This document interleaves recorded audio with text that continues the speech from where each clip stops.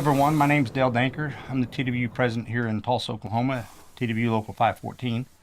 Wanted to give you a quick update on what I've been working on, the current dodgeball grievance, if you will. We've been at the past month and a half, probably maybe 2 months by now, interviewing crew chiefs. We've covered most of 5 and 6. I think we're probably over 98% coverage there. There's always someone that's off on vacation or gone that we haven't been able to double back and catch. But and then we went over to Hangar 3 and we started in Hangar 3 and we've got a significant amount of Hangar 3 covered. But one thing I'm finding out as Jay Potter and George Albano and Don McCormick, as we talk to these crew chiefs and ask them to fill out these forms and tell us what their concerns are, is that the message is the same, is that the chaos and the confusion is wreaking havoc on their ability to produce airplanes. They either don't know what area they're going to be told to work in by management, which I don't believe management negotiated that in the contract, or they have their crews, which are, you got to, 2 crew chiefs and 20 people, and hey, which 10 do you want? Oh, there's really only 7 here, and so what the workload is or what you're given. We just know that the presidential grievance that I wrote covering this is going to go to mediation in Chicago, July 8th and 9th. Jay Potter and I are going to go down to Miami to sit with the association attorneys on July 1st, 2nd, 3rd, I think, just to kind of let them hear how we're going to present the case, the grievance, if we get to mediation in July, and what I've told the crew chiefs that I've talked to, and what they're asking for. If we can't get close to touching what they're asking for, then we don't have a deal and we go off to arbitration in December 9th. But after visiting with the crew chiefs in Hangar 3, coupled with what I already knew from the 5 and 6 crew chiefs and some of the crew that we've been talking to, their concerns are that what's happening doesn't promote the safest way to get things accomplished. And my gut and my concern after visiting with the crew chiefs in 3 was strong enough that I sent a text message while they were talking to me. I sent a text message to the COO of American Airlines, just stating, just kind of championing what the crew chiefs are telling me, our concern over safety. I did get a phone call later that evening that I sent a text message from the VP of Safety at headquarters. And I'm like, hey, why are you calling me? And he said, well, we sent a text message to the COO and he shared it with me. And so the VP of Safety got on an airplane next morning in Dallas, flew up to Tulsa, and the chairman of maintenance, Joe Brown, went around with him and visited some crew chiefs, and he was able to ask questions. The crew chiefs were able to tell their concerns. And then the very next day was the smoke off. Mr. Brickner was up here, and Mr. Kevin Brickner, Senior VP, he wanted to also visit with me, but I just wanted him to visit with some of the crew chiefs so he could hear it straight from them, their concerns. And I appreciate the crew chiefs. All the crew chiefs that have been talking to us openly in the interviews that we've been gathering the data.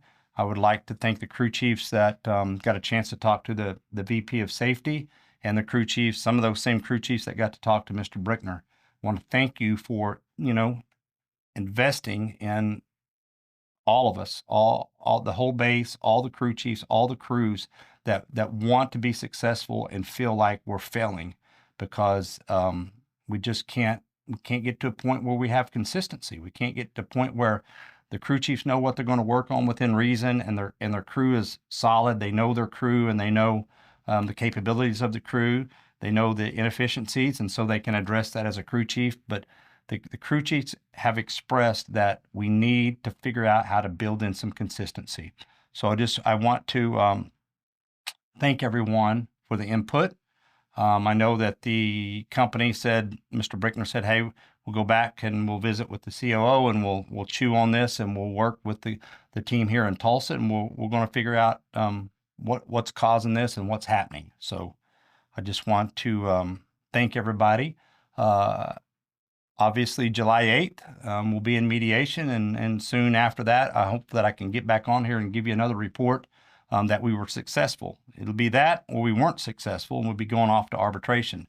I also, while I'm out on the floor, we have a lot of new employees, and they've been hearing a little bit about AMFA and what is AMFA. One young man got me, come up to me in the smoke off and said, "We don't know what that is. We don't know anything about it." And so I gave them my short version of it. But the best thing is, there's a video that was put together by past TW officers that explains what the Aircraft Mechanic Fraternal Association is about, their history, and it's narrated by a current TW member, a very strong TW member. The video is narrated by Linda Deal, and it's always good to know why we're where we're at, the history of where we've been, and hopefully the future of where we're going. So thank you all for your time.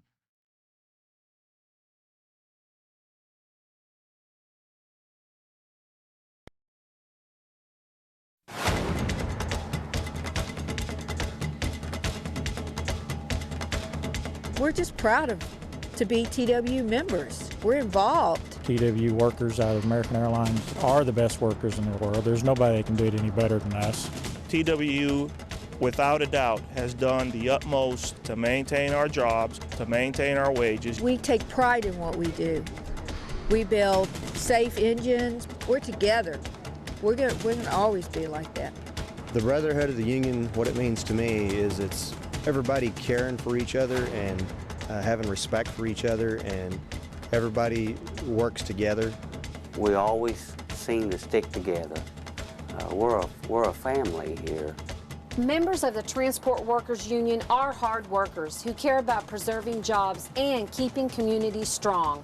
Hi, I'm Linda Dill, TWU member. The TWU is fighting hard to keep AMFA from raiding our union. AMFA is a threat to our careers and to your future. Since AMFA's taken over at Northwest and United Airlines, thousands of good-paying jobs have been lost. Now, AMFA wants control of American Airlines. But most of us want no part of AMFA. A recent debate in Tulsa drew hundreds of TW supporters. AMFA chose not to take part, lurking in the background instead. AMFA's track record reflects their willingness to sacrifice the jobs of many to save the wages of a few. These are the undisputed facts. 4 AMFA-represented maintenance bases are now closed. More than 10,000 jobs have been lost.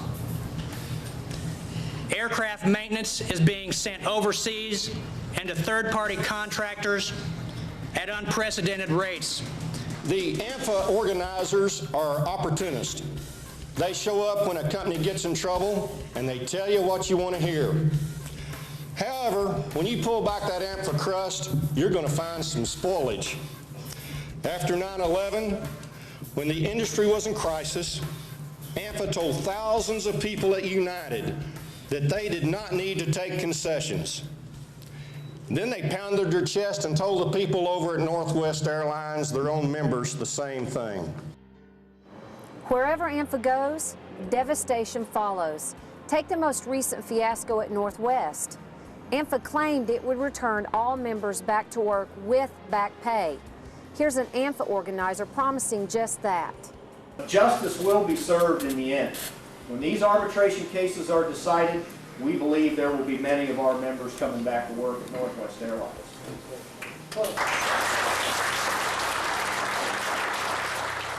But as it turns out, AMFA lost its force majeure case, and those workers will not be recalled. Careers are gone, families and communities devastated.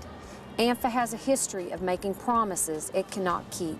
The fact of the matter is that the Aircraft Mechanics Fraternal Association negotiated the contract at Northwest Airlines.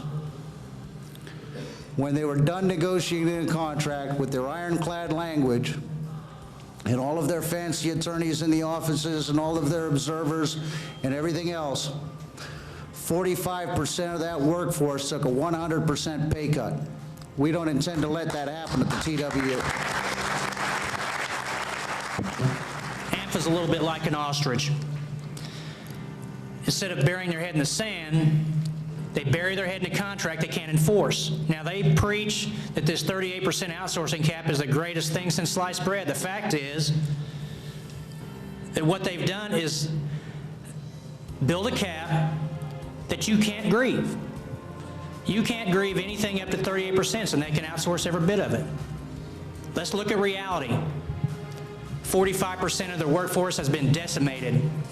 Now, I want you to stop for a moment and visualize the trauma that more than 10,000 AMFA members at these two airlines experienced when their jobs were lost, their savings evaporated, and their dreams of the future imploded. And this was all because of AMFA's inability to protect their interest. AMFA believes that political involvement is a waste of time. AMFA's Dave Stewart said that unions should stay out of the election process and just lobby whomever's elected, regardless of whether or not they have a record for supporting workers' rights. TW believes that we are made stronger, not weaker, by the support of other workers. Our affiliation with the AFL-CIO, 13 million members strong, gives us the power to affect the lives of working men and women every day. The TW believes that whatever it has not been able to negotiate at the table, it will do everything it can to do in Oklahoma City, Topeka, Kansas, Austin, Texas, every state capital where we have people. We'll work the floors there. We'll talk to our legislators. There's absolutely no question that we intend to secure through the legislative process that which we cannot negotiate. Want another example of how AMFA treats its own people? When Braniff was in bankruptcy, AMFA was the only union who did not show up in court to represent its members. As a result, AMFA members did not receive the pay or benefits other unions received. That's a fact. But AMFA leader Odell Famine was recorded in this video insisting AMFA was in court to represent those members. The question I asked you that you did not answer is why was AMFA not present throughout those bankruptcy proceedings? Because you were not. Well, we had a Are person. you denying that? Yes, sir. I am emphatically Then put denying that on the it because record. we got the record. We got the record. What he stated in the court. We got the record. And I'm not kidding you. I've got the record too, and I've got the bankruptcy settlement. Okay. You know how much they got in the bankruptcy settlement? Our members, our mechanics in 9 months at Braniff? Most of them nothing. That is not, who said that? That is, I know. that is not true. That is a complete falsehood. And why would you say something like that? Bring the guy in. Yeah, bring the guy in and he'll swear. No. I said if you bring the guy in, he'll swear. We had people at the bankruptcy meeting. Okay. But again, court records absolutely show that AMFA was not in court to represent their own members. When Braniff ceased operations, AMFA deserted their membership. AMFA employees and members were the only employees at Braniff that did not have legal counsel during the bankruptcy proceedings. And as a result, many of them did not receive their severance pay. And for those that did, they get to thank the Teamsters, not AMFA. But these mechanic and related workers thought that they were doing the right thing when they selected AMFA to represent them. Recently, 200 TWU members showed up to debate AMFA at Tulsa's Brady Theater. But AMFA's leadership did not want to debate TWU's membership. What is AMFA afraid of? Hey, Linda, your folks are not going to be allowed. We'll only have what are you scared of, man? You will not discuss the issues. He sends out literature, no face-to-face meetings. Obviously, he's got something to hide. We are the membership. We are the membership. Well, I'm here to support my brothers and sisters at the TWU, to let them understand that the AMFA dream is nothing to be lived. As we move forward, we supported Dell, we supported the AMFA organization out of Indianapolis. And what we got was nothing but broken dreams, broken families, and empty promises. TWU is a voice for the workers at American Airlines. And the workers need to have a voice in the workplace. And it's good, strong unions that are affiliated with AFL-CIO, which makes us even stronger. That's very important. If AMFA comes in, they will destroy, tear down communities. I've seen it happen in the past. Just have to look north to Indianapolis, Indiana. I've had friends that work there. They no longer have jobs. TWU is an organization that is affiliated with AFL-CIO. AFL-CIO has numerous other unions and organizations that lobby for labor, that are politically involved in the legislative process, on and on and on. Whereas our AMFA is a standalone organization and does absolutely nothing to enhance or provide for the betterment of their membership as far as the legislative process is concerned. In the last few years, AMFA has convinced the union membership of 2 major airlines to sign their cards. In the end, those people signed away their jobs. On the other hand, the Transport Workers Union improves lives, protects jobs, and secures your future. Make no doubt about it, we lost some jobs trying to stay out of bankruptcy and being successful in averting bankruptcy. But I tell you what, we didn't let 45% of our members be decimated by job loss like they did at Northwest. Well, did we do a good job? Did we do the right thing? Did we pass the test?